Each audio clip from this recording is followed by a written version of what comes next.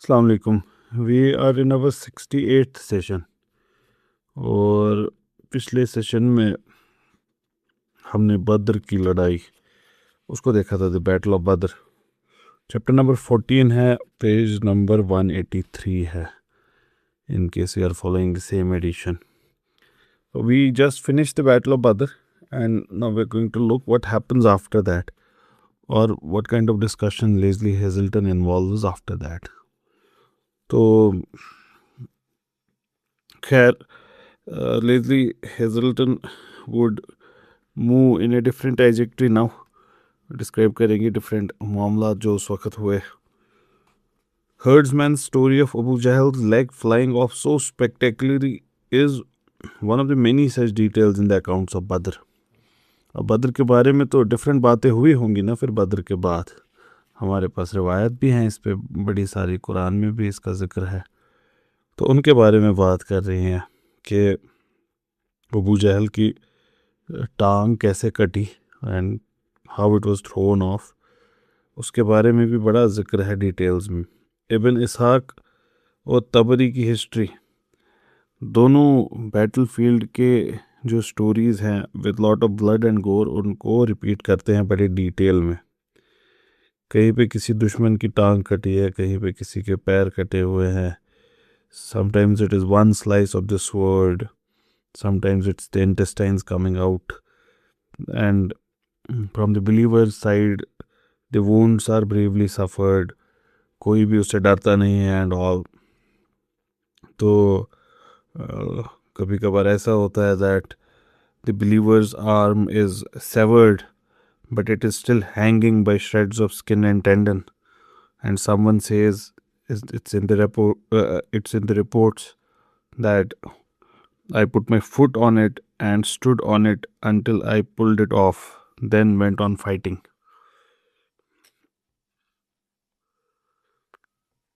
So such stories Leslie Hazelden calls exaggerated combat stories, और ये हर custom और culture की बिगिनिंग में हमको मिलेगा।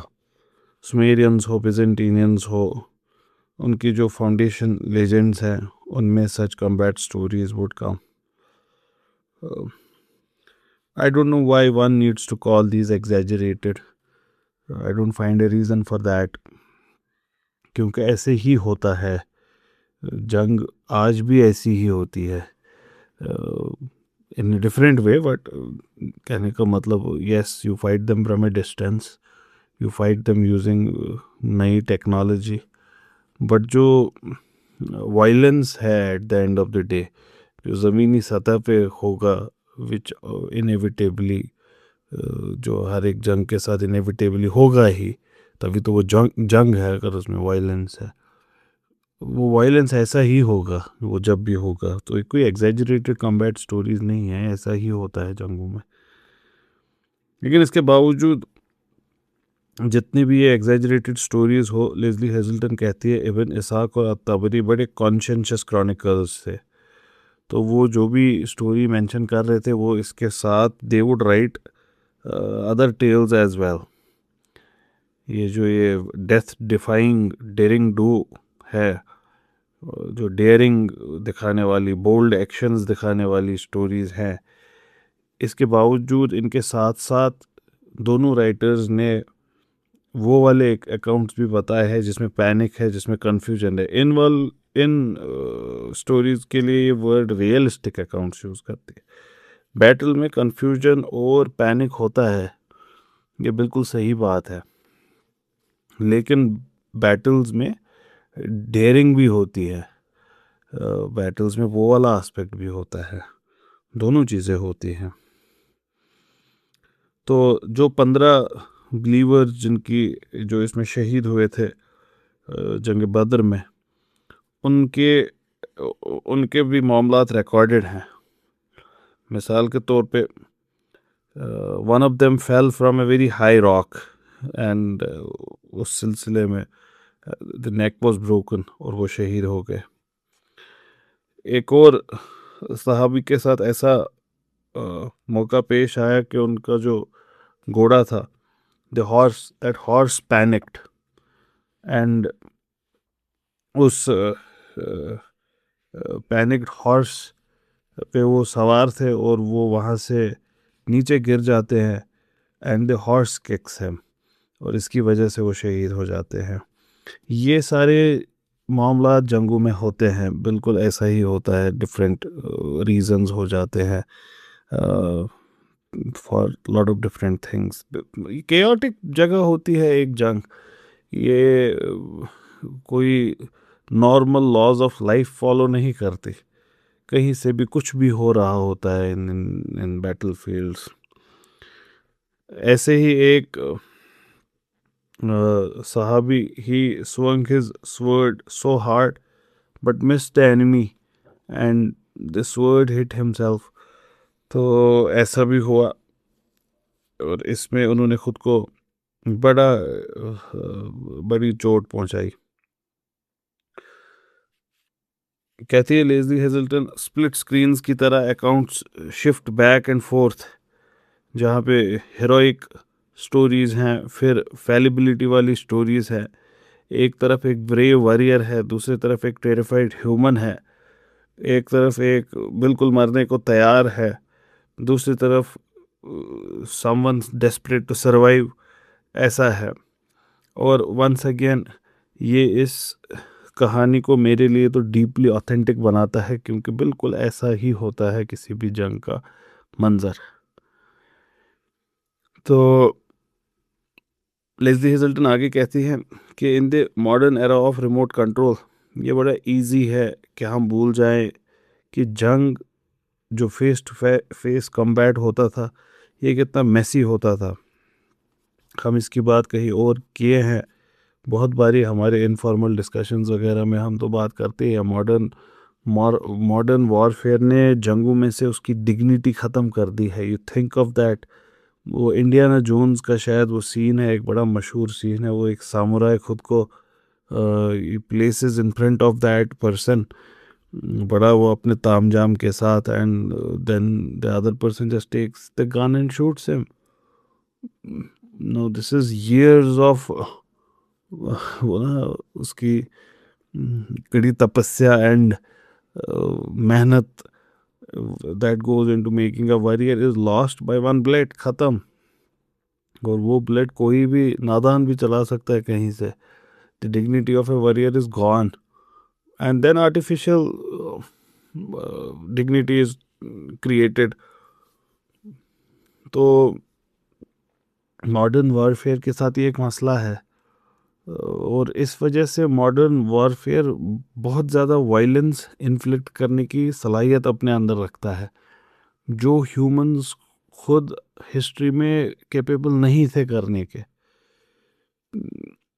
ऐसा क्यों होता? क्योंकि you think of it, when someone has to inflict injury with his own bare hands, हाथ में पत्थर लेके, या पत्थर भी नहीं है, डायरेक्ट अपने हाथों से, भाई, और fingers you have to inflict injury, या अपनी तलवार से बिल्कुल नज़दीक उसकी आंखों में देखकर आपको ये काम करना है, तो it would really require big reasons, and it would really require of you killing your own conscience. तो इस वजह से ट्रांसग्रेशन के चांसेस बहुत कम हैं, और अगर होगा भी तो लिमिटेड होगा ऐसे मामलात में।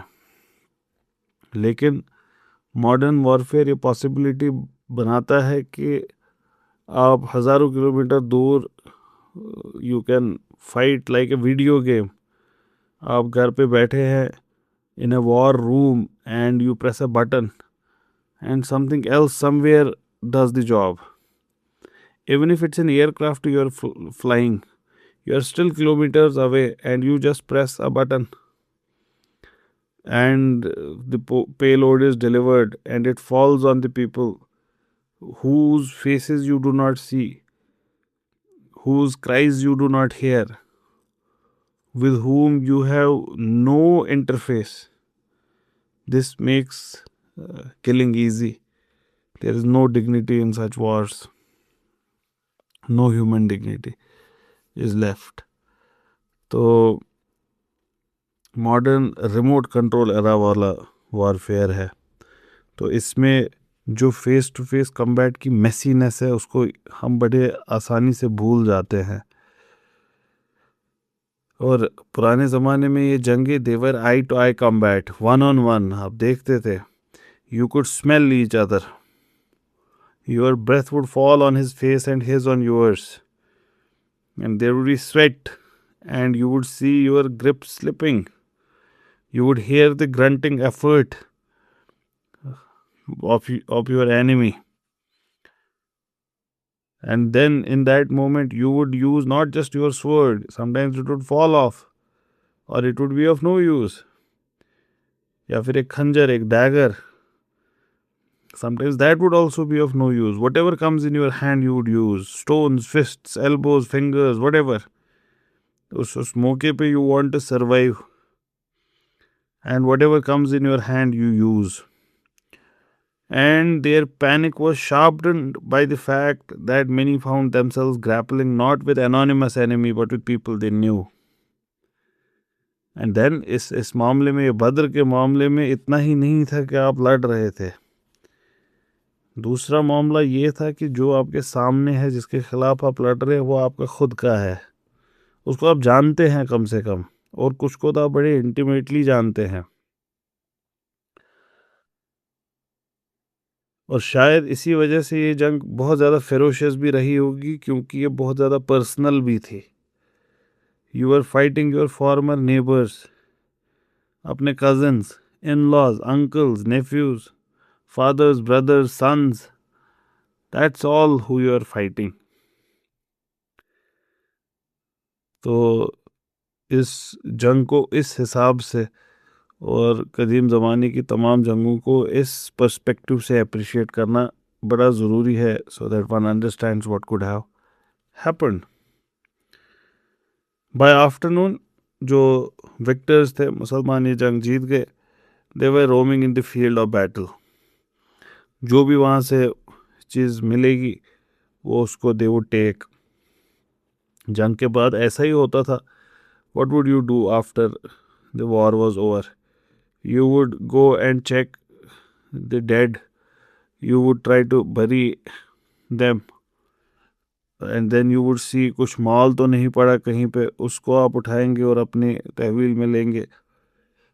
Metals, anything that is of any use, clothes, etc. You would take them. And then you might want to take prisoners of war, for example, जितने भी आप कर सके कैप्चर, क्योंकि वो फिर यूज़ होगा एज रैंसम। यही तरीका था हमेशा, यहाँ पे भी ऐसा ही है। So they would go now into the battle field. छोटी सी बड़ी से बड़ी चीज़, स्वर्ड्स पड़ी हुई है, they would acquire them. Horses हैं जो अबेंडन किए गए हैं, जो दुश्मन के थे, या कैमल्स जो हैं, they would be taken as booty. हुजूर सल्लल्लाहु अलैहि वसल्लम के हिस्से में दो चीज़ें आई, एक तलवार, डबल एज तलवार, और एक बहुत ही स्ट्रॉन्ग मजबूत कैमल। और ये जो ऊँट था, ये it belong to his nemesis Abu Jahal, जो सबसे ज़्यादा अपोज किया था हुजूर सल्लल्लाहु अलैहि वसल्लम की नबूवत को। Was very bitter in his opposition, now ले डेड। उसका जो कैमल था, that's what was taken by the Prophet himself. लेकिन इस सारे माल में nothing compared with the ransoms they would negotiate with Mecca for the 50 captives they had taken. 50 कैपिटिव्स भी लिए थे इन्होंने, और ये कोई ऐसे ही अननोन नहीं थे, इम्पोर्टेंट लोग थे। इनमें से अबू सुफियान का बेटा था, और हुजूर सल्लल्लाहु अलैहि वसल्लम के uncle Abbas, as well as a nephew of हज़रत खदीजा, जो हुजूर सल्लल्लाहु अलैहि वसल्लम के सन इन लॉ भी थे, जिन्होंने उनकी बेटी हज़रत ज़ैनब से शादी की थी। तो ये सारे कैपिटिव्स थे, और हुजूर सल्लल्लाहु अलैहि वसल्लम ने कोई फेवर कोई एक्स्ट्रा ऑपोजिशन किसी को नहीं दिखाया, everyone was treated equally. That means his uncle, his own son-in-law, they were treated like any other prisoner of war. They were kept along others. तो जो उनकी बेटी थी Zainab, she sent jewels from Mecca as ransom, कि इसके बदले आप उनको आज़ाद करें. ये हिजरत के बाद ये रही थी. She had left, she had remained in Mecca with her husband. She had not emigrated to Medina. Now, the jewels she had sent, they were Hazrat Khadija's. Hazrat Khadija ने उनको वेडिंग गिफ्ट दिया था ये. तो हुजूर सल्लल्लाहु अलैहि वसल्लम ने जब ये देखा, he recognized it, and it kind of made him emotional, and he would not accept it, and he then sent the jewels back to her and sent the son-in-law as well. This was too close to him to have acted upon. At the end of the day, the human heart is like this. We associate value to things, symbolic values to things, and of late Muslims have been made to think that there is no symbolism and symbols have no meanings and values. But that's not true at all. We are not like that. We are not people that are dead. We value things a lot. We value things to the extent that we used to name them. इमाम अली अलैहिस्सलाम, उन्होंने अपनी तलवार का नाम रखा था. हम अपनी चीज़ों का नाम रखते थे हमेशा. तो that would animate them, and we would treat them as living, and we would treat them as a part of our own selves. That's how we would look at nature. So we would treat them as if they had agency. For example, we would say the sun rises, but the sun doesn't rise actually, but we still kind of look at it as something that is rising, and we would give everyone its due, and that's something that's lost upon us now. खैर, ये कहानियाँ आगे बढ़ी और इस ये जो जंग की कहानियाँ थी, by the time they were told, जो बिलीवर्स थे उन्होंने अपनी विक्ट्री में ये जो इतने ऑड्स के खिलाफ हुई थी, इसको इन्होंने साइन ऑफ डिवाइन फेवर की तरह देखना शुरू कर दिया. God had been on their side at Badr. कुछ ने रिपोर्ट किया कि उन्होंने तो फरिश्तों को देखा भी descending in clouds, and they would fight along side them. और बाद में जो मैकन्स थे वो भी एक्सप्लेन करेंगे कि ये जो हमारी डिफीट हुई, ये हुई कैसे, कि हम तो पता नहीं किन वाइट रोब्ड मैन इनके साथ लड़ रहे थे, जो बड़े ऊंचे ऊंचे कद के थे, बिटवीन हेवंस एंड अर्थ. उनके खिलाफ हम क्या लड़ते, तो हार गए. And then Quranic voice would soon tell the believers, it was not you who killed the enemy but God. Leslie Hazleton ने इसको बड़ा डाउन प्ले किया है. काफ़ी सारे रीजंस है वो ऐसा क्यों करेंगे. पहले as a historian miracle stories पे यकीन रखना तो अगेंस्ट द प्रोफेशन ही है. और इस हिस्टोरियन की स्केप्टिसिज्म के बाद जो नेक्स्ट अनईजीनेस उनको फेस हुई होगी, वो इस बात की हुई होगी कि ये कोरैबोरेटेड है by 3 things. One is by the Muslims, वो भी इस चीज़ को कह रहे हैं. दूसरा जो ऑपोजिशन है वो भी इस चीज़ को कह रहा है. एंड देन कुरान एक इम्पॉर्टेंट डॉक्यूमेंट है from a historical point of view, क्योंकि ये कंटेम्पररी है. ये बाद का डॉक्यूमेंट नहीं है. आप अहादीस के बारे में कह सकते हैं, रिपोर्ट्स के बारे में कह सकते हैं, दीज आर पोस्ट फैक्टो. कि मामला हुआ है उसके बाद लिखा गया है, तो आप जो कहना चाहते हैं आप वो कहेंगे। लेकिन कुरान कंटेम्परेरी है। इसका मतलब क्या हुआ कि कुरान अगर कोई चीज़ गलत बोल दे जो नहीं हुई है, जो कोरैबोरेटेड नहीं है, तो फिंगर्स वुड बी पॉइंटेड। तो उसकी टेस्टिमनी बहुत इम्पोर्टेंट हो जाती है। उसकी टेस्टिमनी से ये नहीं साबित होता कि फरिश्ते लड़े थे from a purely historical point of view. For Muslims अगर ऐसा होगा तो हो गया ख़त्म साबित, because they take Quran to be a source of knowledge. But from a historical point of view, even if it doesn't prove that angels fought in the battle of Badr, but what it proves is that is what the earliest believers and non-believers believed. इतना तो इससे साबित हो जाता है। शायद ये uneasiness lazy हेजल्टन ने महसूस की और इस वजह से इसको एक पासिंग रेफरेंस में पास कर दिया, बस बता के छोड़ दिया कि ये जो अर्ली बिलीवर्स है और जो ये नॉन बिलीवर्स है, दोनों इस चीज़ पे एक्चुअली मानते थे कि इस जंग में एंजल्स वर सीन फाइटिंग। खैर, जैसा अब है वैसा ही तब था। जो जीतेगा उसी की हर जगह वाहवाही होगी और एवरीवन वुड लव हिम, और more so human tendency to love the underdog. जो कमज़ोर दिखता है जंग में, उसकी कामयाबी पे तो सब हैरान हो जाते हैं और सब उसकी कामयाबी को पसंद भी करते हैं। बदर ने भी ऐसा ही किया। बदर ने जो बिलीवर्स थे, मुस्लिम्स थे, इनके अंदर तो कॉन्फिडेंस पैदा किया ही, लेकिन जब इसकी बात आगे फैली लोगों के बीच, इस विक्ट्री का मैग्नीट्यूड भी इंक्रीज़ हो गया और हुजूर सल्लल्लाहु अलैहि वसल्लम और उनका जो ग्रुप था उसकी रेपुटेशन भी अरेबिया में इस्टेब्लिश हो गई।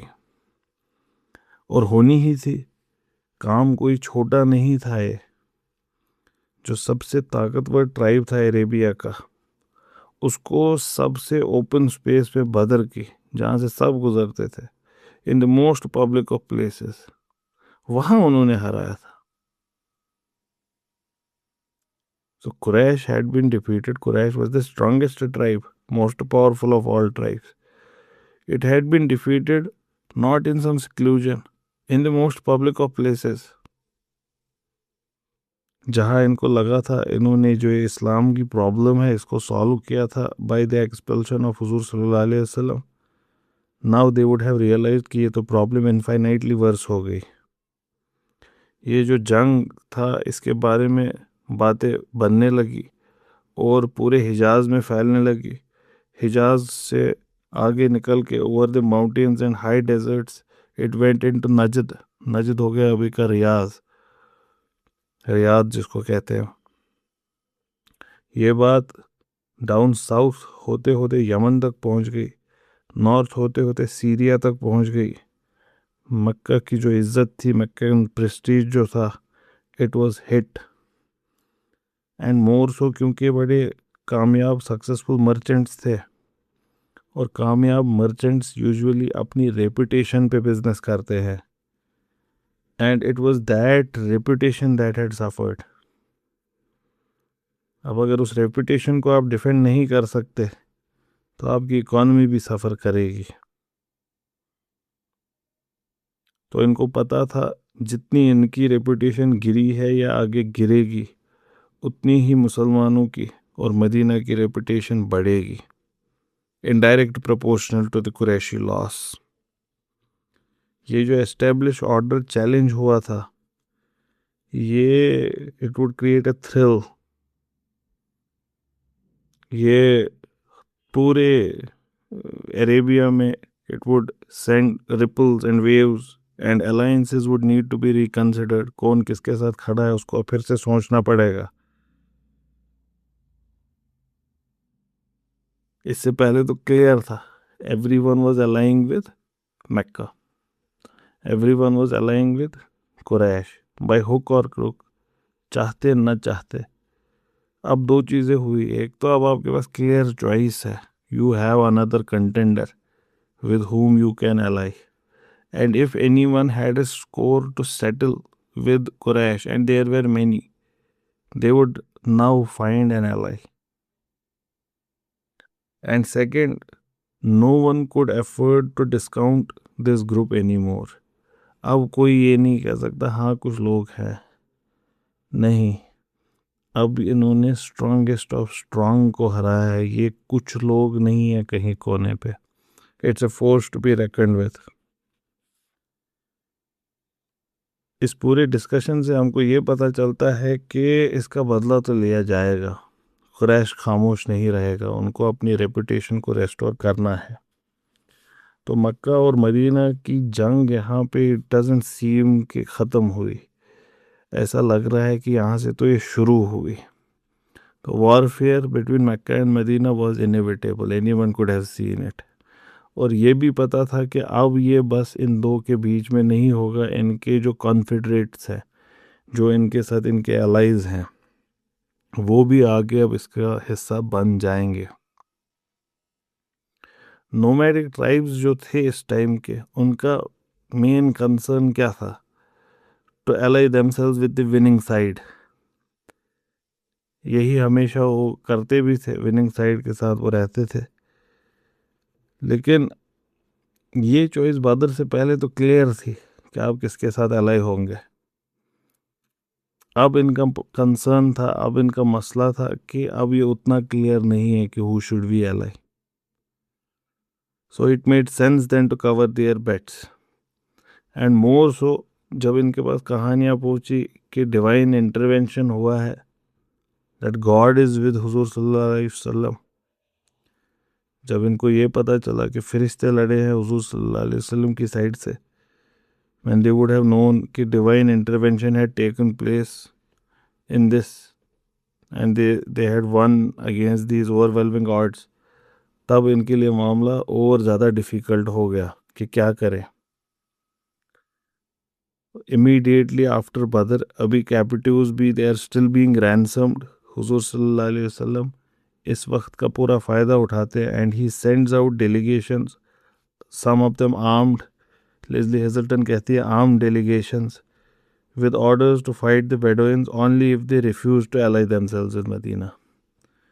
So take this moment and get as many allies as possible. ये जो ये बेडोइन ट्राइब्स थे, इन्होंने प्रैग्मेटिक ऑप्शन को ही लिया कि ज़्यादा इस पे बहसबाजी नहीं करनी. एक इमर्जिंग पावर है हमारे इस अरेबिया में और एक पावर है जो ख़त्म हो रहा है. सो who do you want to ally with the setting sun or the rising sun? And anyone would have taken जो एक pragmatic approach लेगा, वो यही लेगा कि they would side with that which they are seeing as rising, and that was Medina. Ibn Ishaq report करते हैं ये जितनी डेलीगेशंस गई, बार बार they would make a treaty of friendship. इनको कोई जंग नहीं लड़नी पड़ी. जहाँ भी ये जाते, they would return to Medina without any fight, with a friend made somewhere. और हर एक इस एग्रीमेंट से मदीना का जो स्फेयर ऑफ इन्फ्लुएंस है वो बढ़ा. और जितना ये इन्फ्लुएंस का स्फेयर बढ़ा, उतना ही मक्का का इन्फ्लुएंस कम हुआ. लेकिन अभी इससे बिल्कुल ये नहीं समझिएगा कि मक्का का स्फेयर ऑफ इन्फ्लुएंस बहुत कम हो गया. That's not true.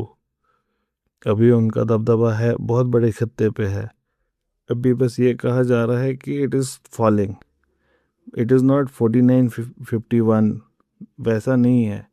से if it had started by 1:99, now it is moving towards 2:98, 3:97, 4:96, और वन माइट से 15:85. ये शायद यहाँ तक भी पहुँच गया है 20:80. बट नेवर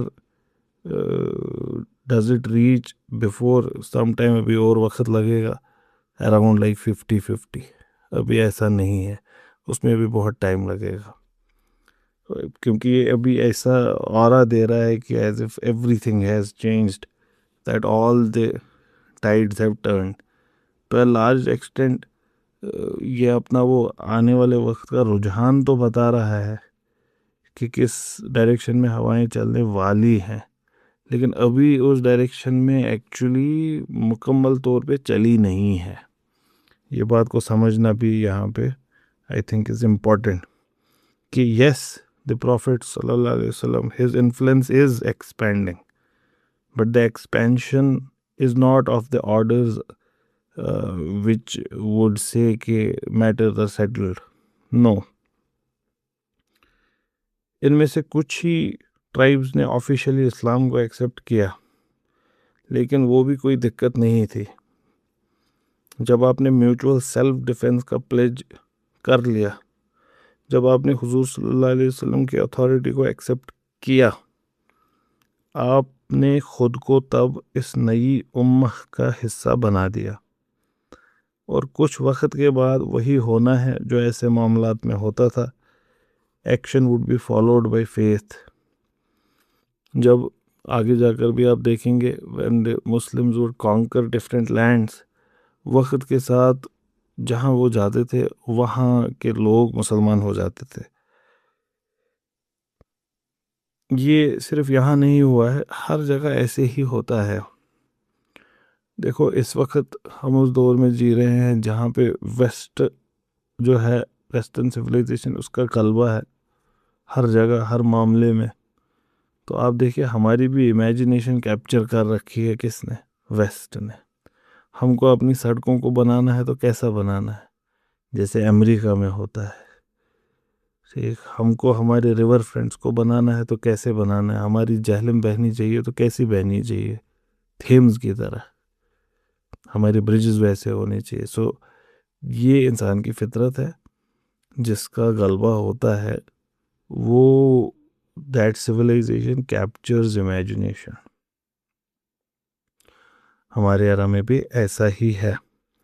तो पास्ट में भी ऐसा ही था।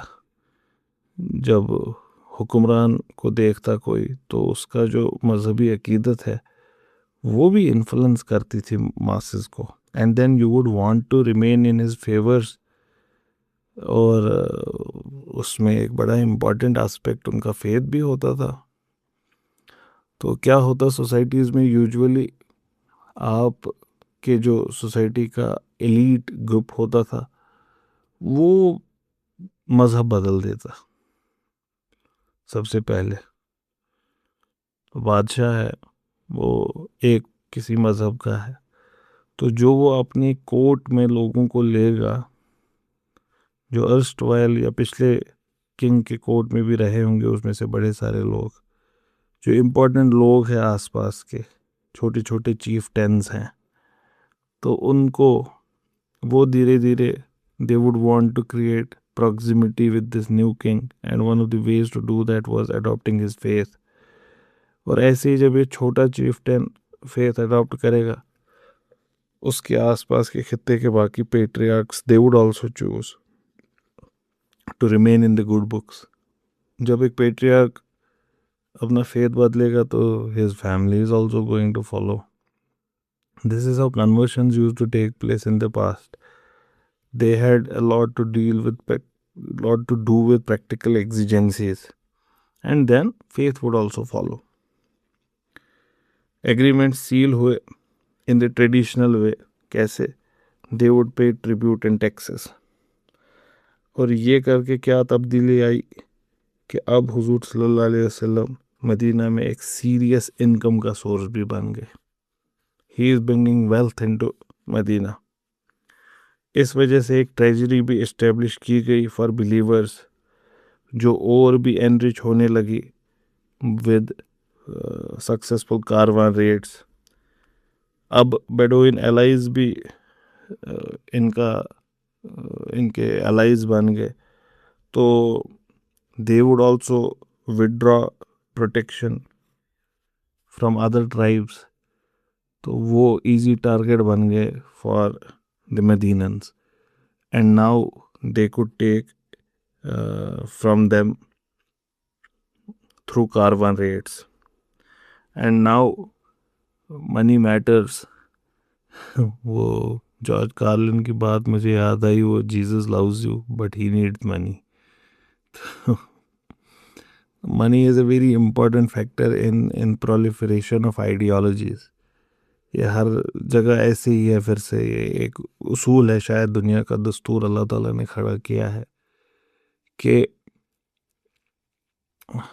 जो भी आइडियोलॉजीज प्रोलिफरेट होती है लोगों के बीच, somehow they are supported through money. They receive money, they create wealth, जो भी जैसे भी, पर इकोनॉमिक साइड हमेशा पॉलिटिक्स का रहा है. So power has remained very near or parallel or in shaking hands with economics. बहुत रेयर एक्सेप्शंस होंगे इसमें, मेरे दिमाग में तो कोई है नहीं कि जहाँ पे the two were divorced.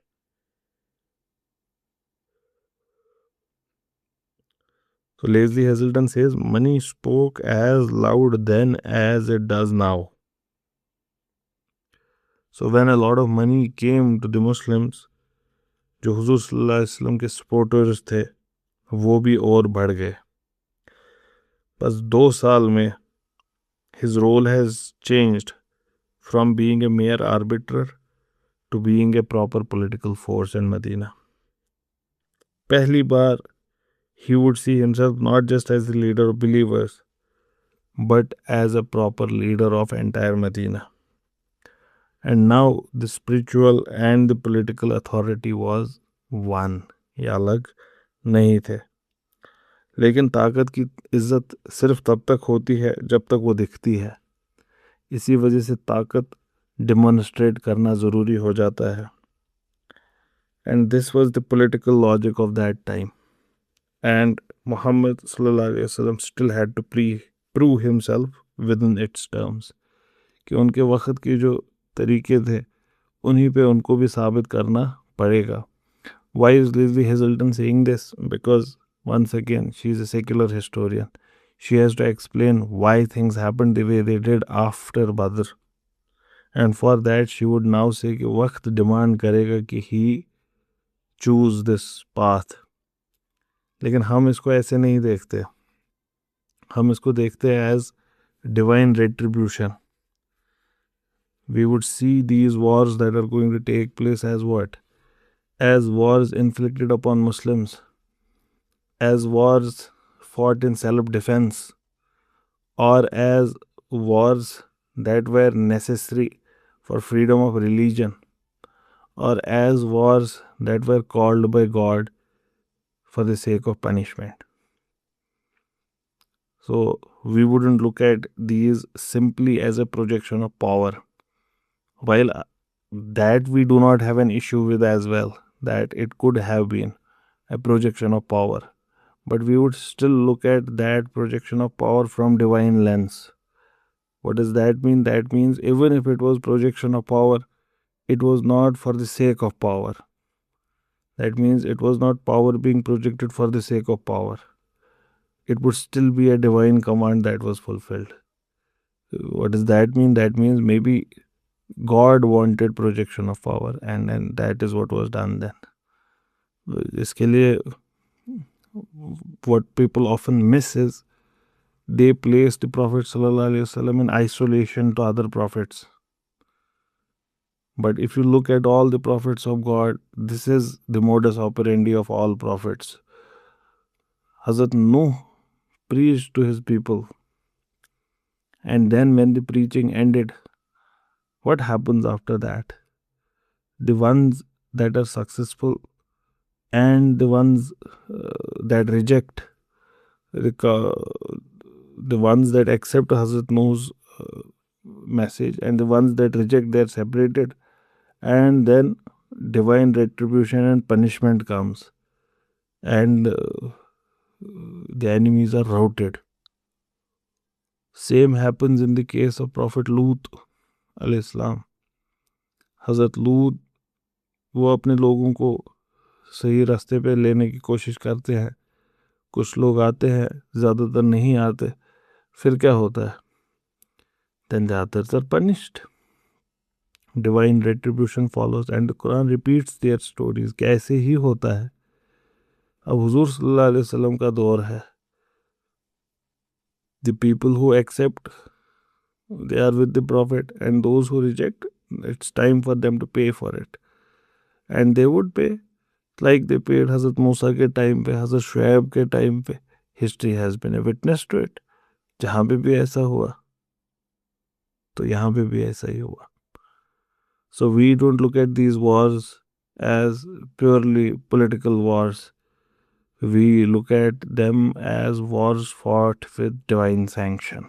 In whatever way, but with divine sanction nonetheless. But Leslie Hazelton says that he now must project his power. And we say even if that was it, that still had divine sanction. And the Quranic advice that had so far been forgiveness and tolerance, it had left him in a very vulnerable position. And that was the message when he was in a minority. He was a very small group. But now, if he had to establish his power, certain, he would have to meet the expectations of his time. And he would have to be strong. He would have to appear strong. And this would be demonstrated nowhere more than within Medina, in his relationships with the Jewish tribes. The Jewish question would emerge soon, and relationships would sour. There were 3 tribes in Medina itself. So what was the question that would arise with respect to the Jews? Why would the relationship go bad or good? And how would they be dealt with? And in Leslie Hazelton's terms, if this was a projection of power, how would the power be projected? Or if what we were saying, it was divine retribution or divine punishment, how would the punishment unfold? We would look at next session, inshallah.